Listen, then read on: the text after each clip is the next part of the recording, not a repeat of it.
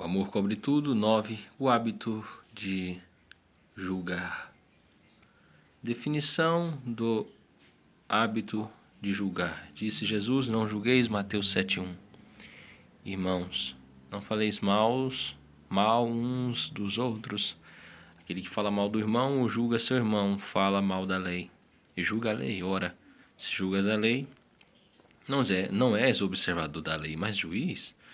Um só é legislador e juiz, aquele que pode salvar e fazer perecer. Tu, porém, quem és que julgas ao próximo? Tiago 4, versículo 11 e 12. Não nos julguemos mais uns aos outros. Romanos 14, versículo 13. Portanto, acolhei-vos uns aos outros, como também Cristo nos acolheu para a glória de Deus. Romanos 15, 7. O hábito de julgar o próximo pode ser definido de maneira não técnica como tecer julgamentos desfavoráveis, críticas ou condenação das pessoas por causa de sua conduta ou de suas crenças supostamente errôneas, ou de seu caráter errado ou motivações erradas. Trata-se do hábito de avaliar arbitrariamente o valor das demais pessoas. Na esfera da religião, esse hábito frequentemente tem como resultado a rejeição de uma pessoa por causa de suas opiniões acerca de pontos não essenciais à salvação. É a causa mais frequente das divisões e fragmentações do corpo de Cristo. A desunião provavelmente causa a perdição de maior número de almas do que qualquer outro pecado.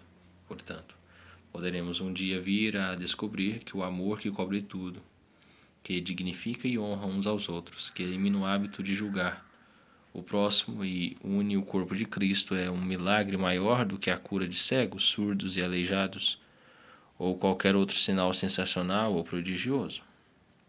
Não significa isso que a abertura dos olhos aos cegos, dos ouvidos aos surdos e a cura dos aleijados não sejam importantes. Significa, porém, que o amor que une o corpo é mais importante. Agora, pois, permanece a fé, que faz maravilhas, a esperança, que nos torna felizes, e o amor, que une o corpo. Estes três, porém, o maior destes é o amor. 1 Coríntios 13, 13. Se a salvação da alma é o maior dos milagres, então o amor que une o corpo e libera o espírito e pavimenta o caminho para a salvação de outras almas pode pelo menos vir logo em seguida. É bem possível, portanto, que o esforço no sentido de conseguir tipos espetaculares de milagres seja menos importante do que a busca da unidade do corpo. A síndrome de Lúcifer. Ninguém adquire o hábito de julgar o próximo sem elevar-se a si próprio. E a autopromoção é a síndrome de Lúcifer.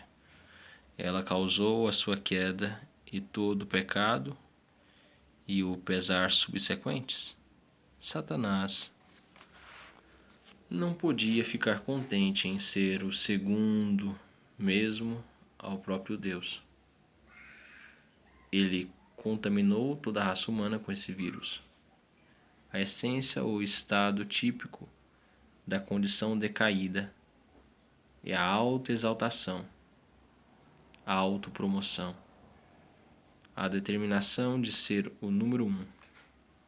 Foi esse desejo que acionou a rebelião de Satanás e causou a primeira quebra de comunhão nos céus. Então pode ser que a disposição para o autoapagamento, o que é estar disposto a humilhar-se a si próprio e o ser o último em vez do primeiro, seja um milagre maior do que o de andar por sobre as águas. Ficaríamos estáticos se víssemos alguém caminhando sobre as águas. Consideraríamos tal pessoa digna de elevada honra? É possível que um dia venhamos a descobrir que há um milagre maior e que exige maior poder sobrenatural para efetuar em nós a humanidade de espírito e o amor que cobre tudo, que fecha o rompimento e une o corpo. Tal milagre é muito maior do que quaisquer demonstrações de dons sensacionais que podem tentar-nos ao orgulho e à autoglorificação. O corpo permanece partido e o Espírito Santo de mãos atadas, porque muitos de nós desejam ser o primeiro e pouquíssimos querem ser o último, ou mesmo o segundo. Não será que o milagre supremo, o milagre dos milagres na era da igreja, não é o amor que cobre todas as coisas? O amor que está disposto a ser o último, a fim de o corpo poder unir-se e o Espírito Santo ser liberado? O supremo milagre. O corpo unificado, como Jesus é um com o Pai, cada membro tornado perfeito em uns com os outros e todos com o Deus Pai. É esse o clamor ainda não respondido do coração de Jesus em João 17.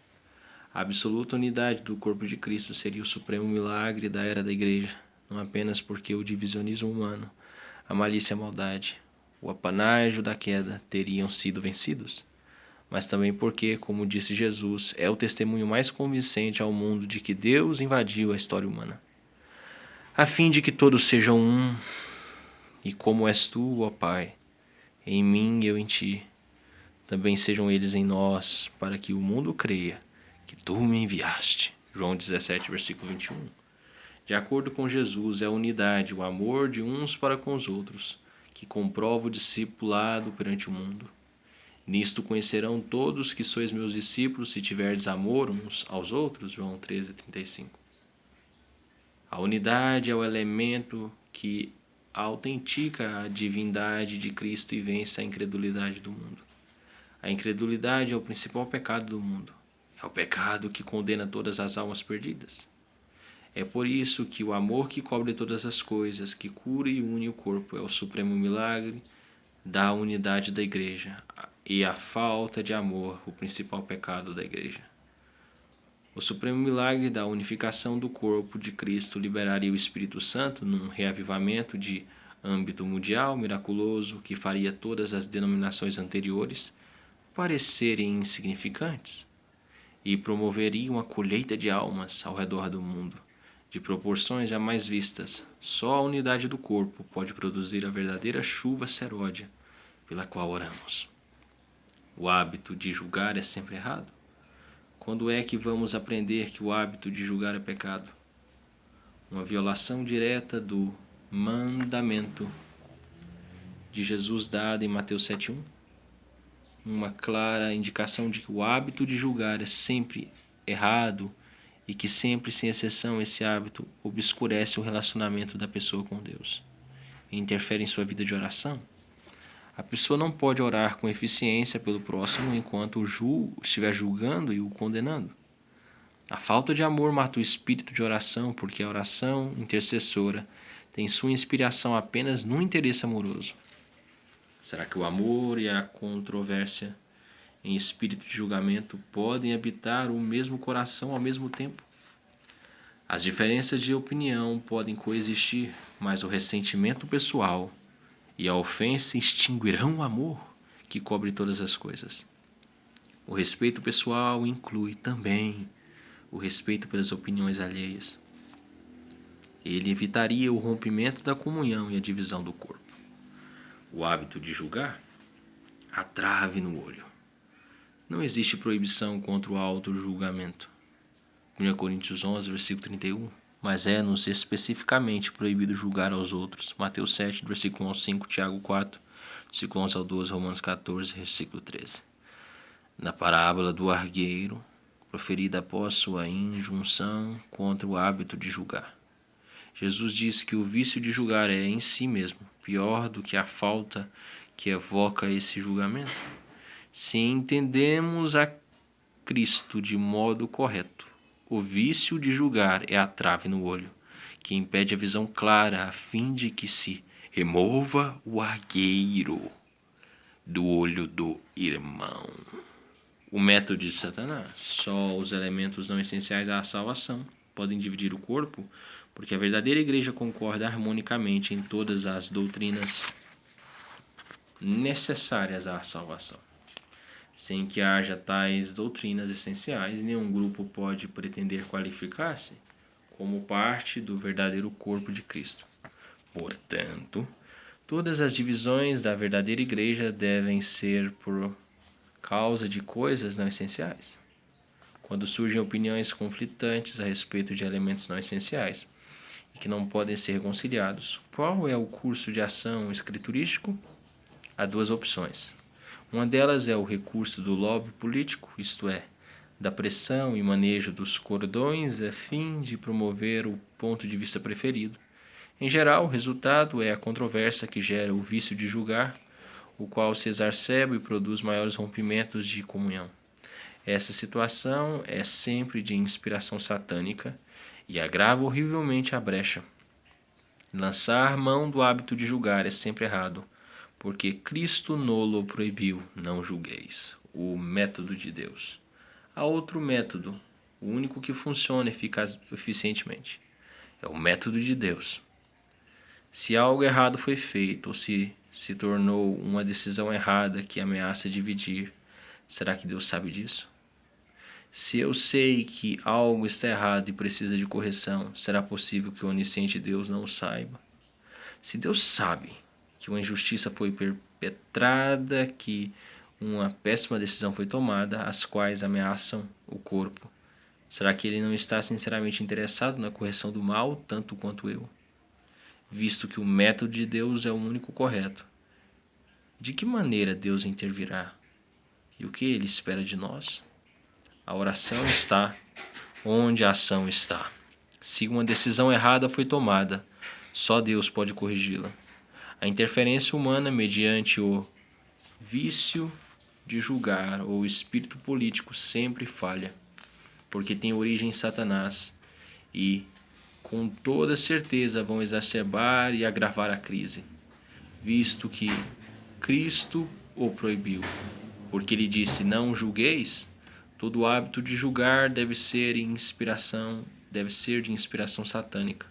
Portanto, o único modo de corrigir qualquer erro em quaisquer situações erradas inspiradas por Satanás não é mediante o hábito de julgar, mas mediante a oração, porque a oração está onde a ação está. Assim se expressou Jack Taylor. A oração é a única coisa que Satanás não pode manejar. Visto que Deus formulou o plano da oração, principalmente como um treinamento para a igreja na obra de vencer a Satanás, e como uma preparação para o reinado da era vindoura, Deus nada faz nas esferas terrenas, exceto através das orações da igreja. Se Deus se antecipasse à igreja e realizasse as tarefas que ele deseja fazer, sem a cooperação da igreja, esta jamais aprenderia a vencer. É por isso que Deus nada faz nas questões terrenas, exceto mediante a oração. Um decreto oficial? Embora toda a autoridade nos céus e na terra tenha sido dada a Jesus, Mateus 28:18, ele delegou essa autoridade obtida mediante sacrifício sobre Satanás a todos os membros do seu corpo. Lucas 10:19 registra o seguinte: eis aí, vos dei autoridade sobre todo o poder do inimigo, e nada absolutamente vos causará dano. Houve ocasião em que esse poder e autoridade eram exercidos pelos anjos, de acordo com Apocalipse 12, quando Lúcifer liderou uma revolta nos céus. Em Apocalipse 12, quando Lúcifer liderou uma revolta nos céus, foram Miguel e seus anjos, que de fato o enfrentaram e o expulsaram a ele e a seus demônios. Houve peleja no céu, Miguel e os seus anjos pelejaram contra o dragão.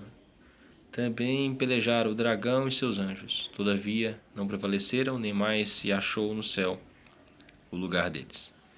E foi expulso o grande dragão, a antiga serpente, que se chama Diabo e Satanás, o sedutor de todo o mundo.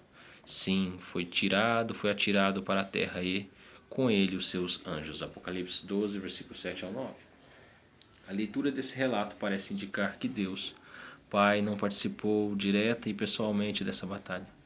Embora todo o poder e autoridade pertençam ao Deus Trino e Uno, é evidente que para essa guerra o poder e a autoridade foram delegados a Miguel e a seus anjos, os quais se tornaram substitutos, delegados ou deputados de Deus, agência executora de Deus. Em Lucas 10, Jesus faz alusão à expulsão de Satanás. Eu vi a Satanás caindo do céu como um relâmpago. Em seguida prossegue o Senhor: eis aí, vos dei autoridade sobre todo o poder do inimigo. Em Lucas 10, Jesus faz alusão à expulsão de Satanás. Eu vi a Satanás caindo do céu como um relâmpago. Em seguida prossegue o Senhor: eis aí vos dei autoridade sobre todo o poder do inimigo. A autoridade que uma vez os anjos exerceram agora é delegada aos membros do corpo de Cristo na terra. Esse é um decreto governamental, constitucional, oficial, abrangente, revestido de toda a autoridade dos céus. Confirmação adicional. Esse ponto de vista é ainda reforçado e comprovado de modo conclusivo pela declaração de Paulo em Efésios 2, versículo 4 a 6. Mas Deus, sendo rico em misericórdia, por causa do grande amor com que nos amou, estando nós mortos em nossos delitos, nos deu vida juntamente com Cristo. Pela graça sois salvos, e juntamente com Ele nos ressuscitou e nos fez assentar nos lugares celestiais em Cristo Jesus. A dimensão não se aplica no reino do Espírito, como no reino material. As distâncias não têm o mesmo valor do mundo espiritual, como tem no mundo físico ou material. Visto ser isso uma verdade, meu espírito, meu ser real, pode unir-se ao Espírito de Deus enquanto o meu corpo está na terra. O fato de Deus não interferir nas questões terrenas, a não ser mediante as orações e a fé que sua igreja tem e verifica, demonstra e dá substância à doutrina de que a igreja já ressurgiu e está nesse momento assentada com Cristo nos céus. No livro Destinados para o Trono, declaramos que, embora Deus soberanamente nos céus tome todas as decisões que governam as atividades terrenas, Ele colocou a responsabilidade e a autoridade totais na execução e administração dessas decisões de forma completa nos ombros da sua igreja. Outra base escriturística para a nossa declaração encontra-se em Mateus 16, do versículo 17 ao 19. Então Jesus lhe afirmou: bem-aventurado é Simão Barjonas, porque não foi a carne e o sangue quem te revelou, mas meu Pai que está nos céus. Também eu te digo que tu és Pedro, e sobre esta pedra edificarei a minha igreja, e as portas do inferno não prevalecerão contra ela. Dar-te as chaves dos céus, do reino dos céus. O que ligares na terra terá sido ligado nos céus, e o que desligares na terra terá sido desligado nos céus. Também em Mateus 18 lemos: em verdade vos digo que tudo o que ligardes na terra terá sido ligado no céu. De acordo com João 20, do versículo 21 até o 23, um princípio semelhante foi repetido após a ressurreição. Disse-lhes, pois, Jesus outra vez: paz seja convosco. Assim como o Pai me enviou, eu também vos envio. E, havendo dito isto, soprou sobre eles e disse-lhes: recebei o Espírito Santo. Se de alguns perdoardes os pecados, são-lhes perdoados; se lhos retiverdes, são retidos. Essas passagens bíblicas confirmam a verdade da ressurreição e entronização da igreja com Cristo e a constituem como parceira perfeita de Cristo no governo da terra. Esse dispositivo de maneira alguma altera a soberania de Deus nem interfere nela, visto que todas as decisões são tomadas soberanamente nos céus. Limitado ao corpo, usemos outra figura bíblica, sendo Cristo a cabeça orgânica do corpo. Ele voluntariamente delegou o exercício de sua autoridade à igreja na terra. A autoridade é da igreja e só dela. Ela é as mãos e os pés de Cristo. Ela é a agência executora nomeada pelo céu. Embora todo o poder e autoridade se originem exclusivamente em Cristo, parece que desde sua ascensão e desde o nascimento da igreja, Ele prefere exercer essa autoridade sobre Satanás nas questões terrenas só através da igreja, seu corpo, visto que é essa a única maneira de a igreja aprender a vencer. O hábito de julgar paralisa o espírito de oração. Já vimos que todas as divisões do corpo são tramas do inferno e produzidas por Satanás, em grande parte mediante o hábito de julgar. Portanto, o hábito de julgar, que é a ferramenta de Satanás e nele tem sua origem, jamais pode curar as brechas que produz. De outra forma, seria Satanás expulso ao próprio Satanás. Seria Satanás expulsando o próprio Satanás. O único poder que pode amarrar Satanás e expulsá-lo e reparar os danos causados pelo vício de julgar é o poder sobrenatural do poder, o poder do Espírito Santo. Por determinação de Deus mesmo, esse poder é liberado somente mediante as orações da igreja, e o hábito de julgar sempre paralisa o espírito de oração.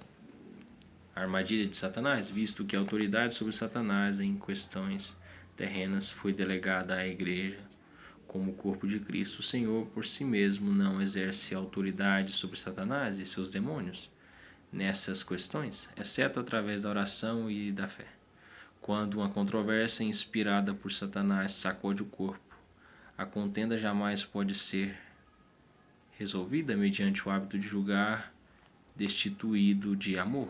O vício de julgar pertence ao diabo e, por isso, jamais pode curar qualquer problema do corpo.